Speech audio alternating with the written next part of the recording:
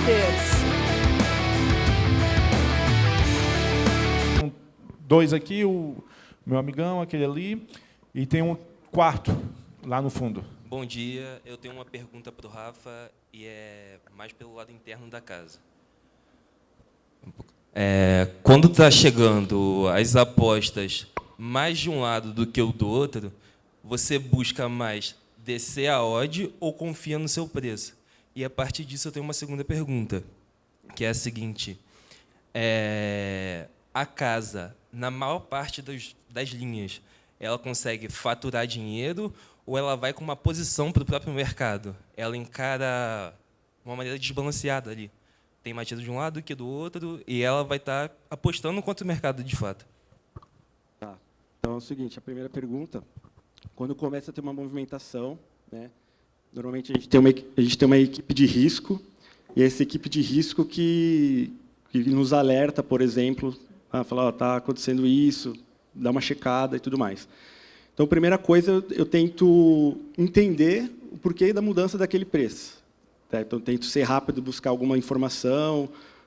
Eu tenho que entender o porquê que está mudando, e não só chegar e já cortar. Né? E aí eu tenho, assim, sempre tem que... Você vai olhar também o mercado como um todo. Né? Então, por exemplo, se 90% ali das books já estão com preço atualizado, não vai ser eu que vou bater de frente e remar contra a maré, entendeu? Mas eu tenho que saber o porquê, buscar entender o porquê que aquilo, que teve aquela movimentação. Algum cara que se machucou e todo mundo já está sabendo, ou o treinador confirmou que vai poupar. Então, não é simplesmente chegar e sair cortando. Né? E, normalmente, tem uma equipe que só cuida do risco, que puxa para a gente para poder fazer esses ajustes. Eles não fazem nenhum ajuste.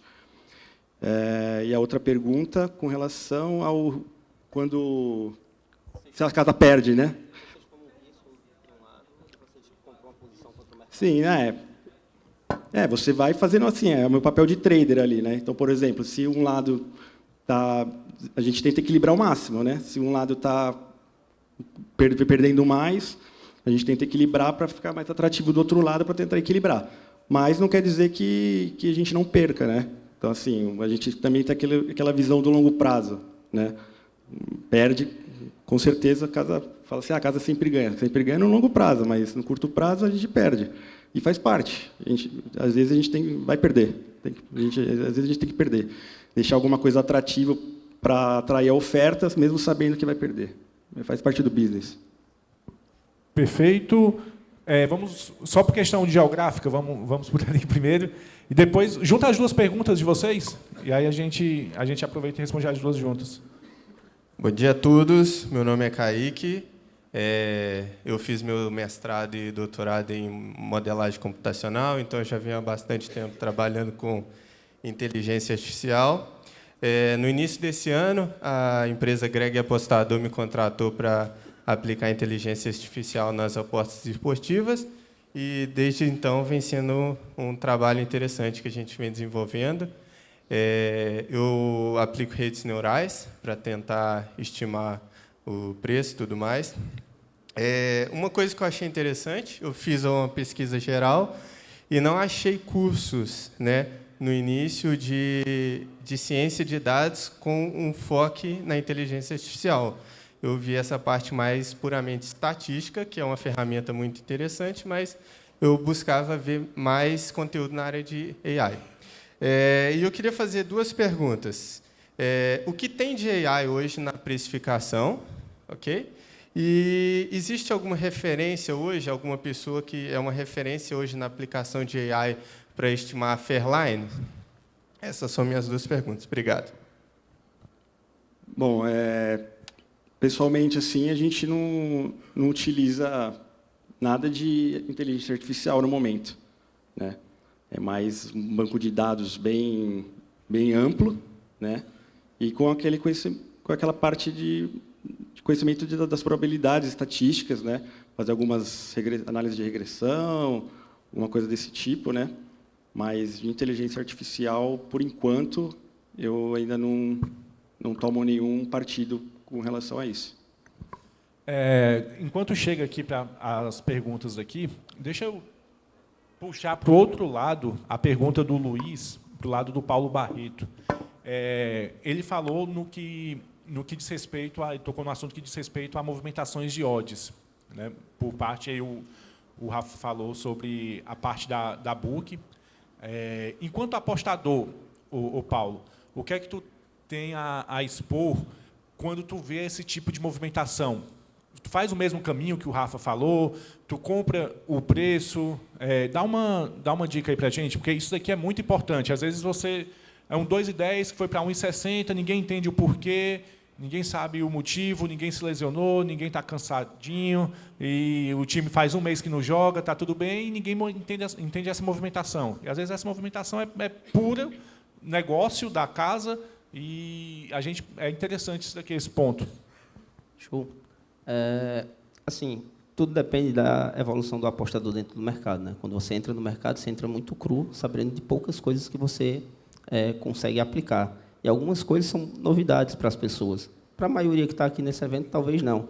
Mas essa questão de saber como funciona essa movimentação das odds, por que elas se movimentam, como elas se movimentam, dinheiro inteligente, coisas que já foram faladas no painel de ontem, né? Eu faço sempre essa referência porque é como se fosse uma continuação.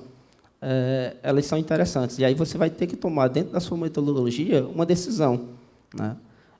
O Érico falou ontem, né?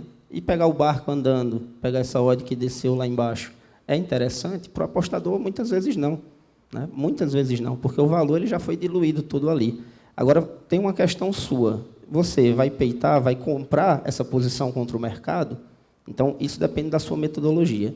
Eu, na maioria das vezes, acredito no meu preço, mesmo sabendo que o mercado é inteligente, que o mercado vai trabalhar em cima daquele valor.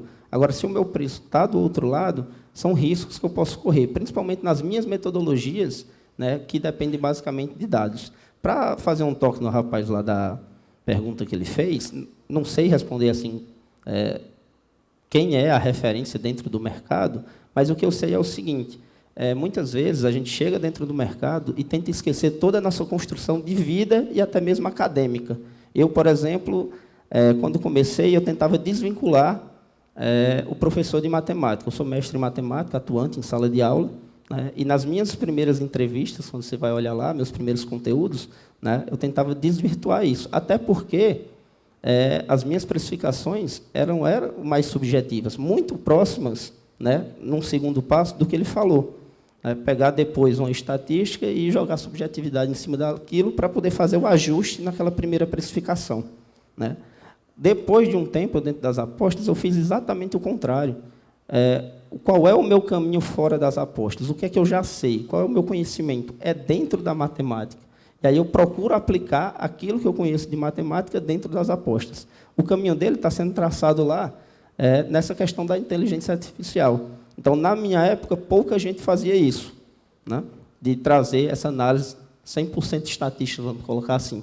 E eu comecei ali a fazer, outras pessoas começaram em outros locais a fazer também, aqui dentro do Brasil. Hoje, por exemplo, o Hugo ele utiliza muito mais profundamente uma matemática bem mais avançada do que a minha, né? E uma automação maior do que a minha, né? Dentro das apostas esportivas, mesmo sem ser da matemática. Sabendo muito menos. Exato. Talvez, né? Exato foi muito pesado, né? Foi vício de linguagem. Mas é isso. Você vai ter que decidir quais armas você vai tomar para você estar à frente do mercado. Então, assim, talvez o seu trabalho possa ser daqui a pouco pioneiro dentro disso, porque você utilizou uma coisa que você estudava fora das apostas e trouxe para dentro. Então, assim, o professor de matemática traz isso, o ex-jogador de futebol também traz, e cada um vai trazendo essas vivências para dentro do mercado, tentando se diferenciar. Porque se a gente for tentar fazer igual o que todo mundo está fazendo, a gente tem um delay, né? E nesse delay você está perdendo dinheiro dentro do mercado, na maioria das vezes.